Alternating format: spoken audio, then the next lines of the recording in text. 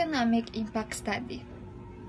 SEI is also a vital in formulating recommendations on how to minimize negative impacts and maximize the positive impacts of the community. It raises awareness among the residents of the community.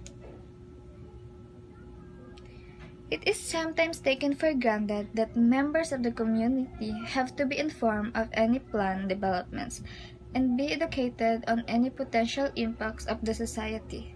Having all of segments of the community on board reduces the chance of hostility or conflicts in the middle of the project. So for example, a business planning to build a factory might be seen as good in terms of employment opportunities and tax revenue, but the actual operation of the plant may have negative externalities such as noise pollution or wastewater that can be potentially impact the community. Serves as a check for the effectiveness of government programs and policies.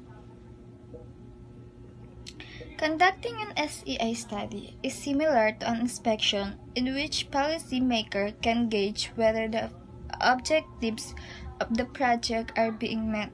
In the same way, the international agencies such as the UN monitor involvements in progress of regional and national development programs in support of agreed sustainable development goals. The country LGUs likewise must track government projects to ensure the objectives are consistent with national goals. It can allocate funds for development projects that will address more urgent concerns.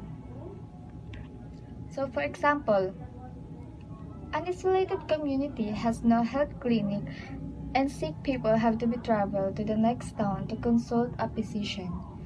So should the government prioritize putting up a medical clinic in the community, or should it first make the community more accessible by constructing roads? How much budget is needed for both, and which project will benefit more people?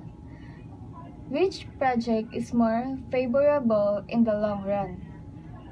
These are just some of questions that an SEI study helps to address. While the government may see putting up a clinic essential, maybe it makes more sense to make the community more accessible. This way, travel time will be greatly reduced and the improved mobility of people in the community will pave the way for future developments in the area.